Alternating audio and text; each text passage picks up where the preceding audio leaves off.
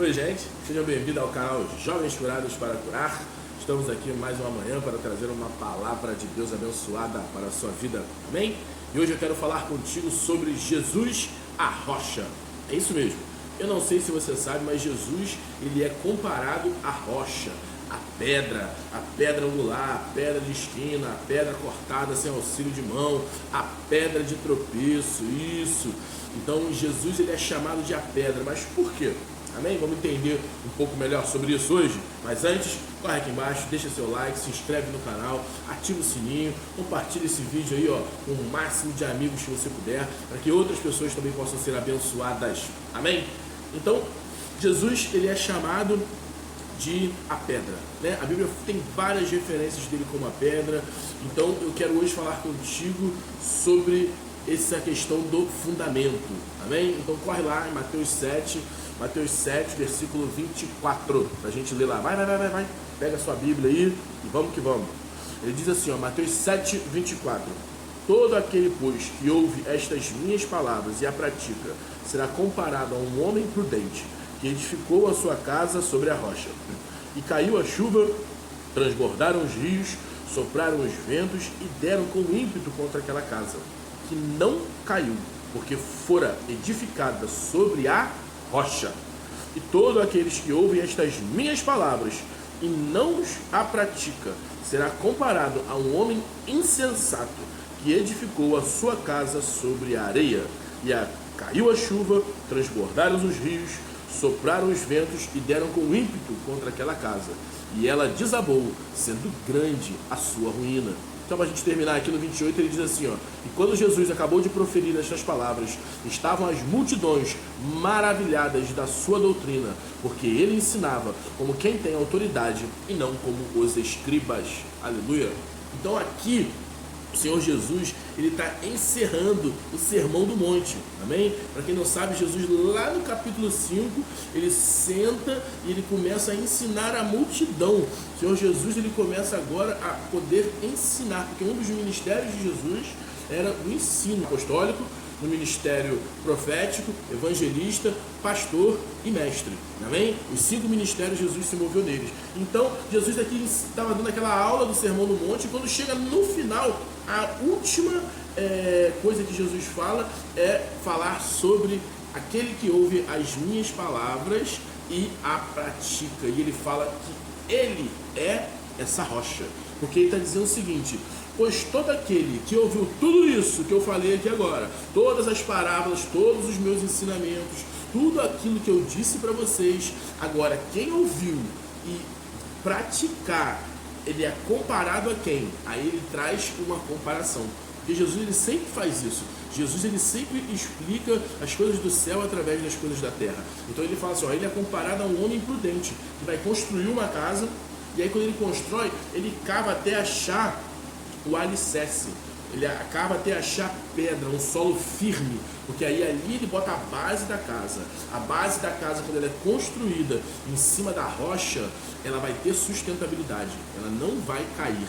Então, esse homem, ele vai ser prudente. Por quê? Ele construiu em cima de uma base, em cima de uma rocha. E acredite, Jesus, ele é essa rocha. Quando Jesus chega lá para Pedro e fala para Pedro assim, Pedro, edifica a minha igreja, aqui ele diz assim, Pedro, edifica a minha igreja.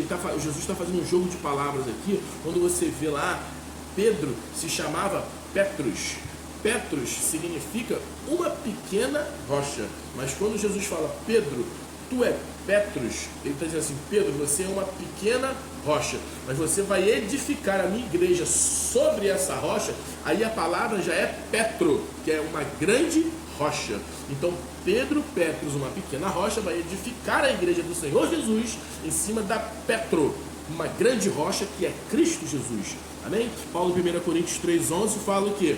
Ninguém deve edificar outro fundamento a não ser Cristo Jesus. Cristo Jesus, ele é a nossa base, ele é a nossa rocha. Então é sobre ele que nós devemos edificar. Então todos esses ensinamentos que vocês têm ouvido, eles têm que ter uma base. E essa base é Cristo Jesus. Então tudo aquilo que você estiver pautado na sua vida, seus sonhos, seus projetos, seu casamento, sua vida ministerial, seu emprego, ele tem que ter uma base, ele tem que ter um fundamento. E esse fundamento, essa base, ela é o Senhor Jesus. Por quê, Ricardo? Porque se você não estiver alicerçado nisso, vamos ver o que vai acontecer? Você no seu casamento não tem Cristo Jesus como a base, como a sua estrutura principal. Então, o que vai acontecer? Esse teu casamento vai desmoronar. Por quê? Porque os princípios de Cristo Jesus não estão na sua vida. Você não foi instruído. Você até ouviu falar de Jesus, você já até participou de alguma coisa onde o nome de Jesus está, mas o Senhor Jesus, ele não mora no seu coração, ele não está no seu entendimento. Você não caminha com ele, você ouviu falar dele. Eu não sei se você sabe, mas tem uma grande diferença em conhecer alguém e ouvir falar de alguém. E eu tenho visto muitas pessoas que dizem conhecer Jesus, mas nunca gastaram tempo lendo a Bíblia. Porque você quer conhecer Jesus? Vai ler a Bíblia. Aqui está a palavra, o verbo encarnado está aqui, ó. Aqui, ó, a palavra aqui, ó. Quer ver? Ó, Jesus aqui, ó. Jesus está aqui. Jesus, ele é a palavra de Deus. Agora, você quer ter relacionamento com ele, quer dizer que conhece ele, e você nunca leu a Bíblia? Você nunca se interessou em saber o que ele escreveu nessa carta de amor aqui, para mim e para você? Se eu te perguntasse, você que é jovem e tem uma namorada, se bem que hoje não acontece mais muito isso, né? Então vamos atualizar, vamos dar um upgrade hoje aqui. Vamos dizer que a sua namorada, ela te mandasse um áudio no WhatsApp, lá com uma declaração de amor para você, lá um áudio de 10 minutos, aí você ia ouvir 1 minuto e depois ia parar e ia deixar de lado. Aí depois você ia adiantar a mensagem, você ia lá no meio da mensagem e ouvir mais um pedacinho, aí depois você ia deixar pra lá, aí depois você ia lá no finalzinho, lia mais um pedacinho e deixava pra lá, ou você ia pegar apaixonado e ouvir aquele áudio todo, uma vez, depois 2, depois 3, depois 4. Porque isso é o que faz aquele que está realmente apaixonado, é aquele que está interessado. Mas muito de nós fazemos isso com a palavra de Deus, com o Senhor Jesus. O que a gente faz? A gente pega a Bíblia, lê um capítulozinho lá em Gênesis, depois a gente vai no meio dos Salmos, depois a gente pula para Mateus, aí depois eu vou lá e leio lá em Apocalipse alguma coisa, que eu tenho até um medinho de Apocalipse, né? Que Apocalipse me dá um medinho. E aí eu vou lendo assim e fica desse jeito. A carta de amor que Jesus escreveu para você, você não lê.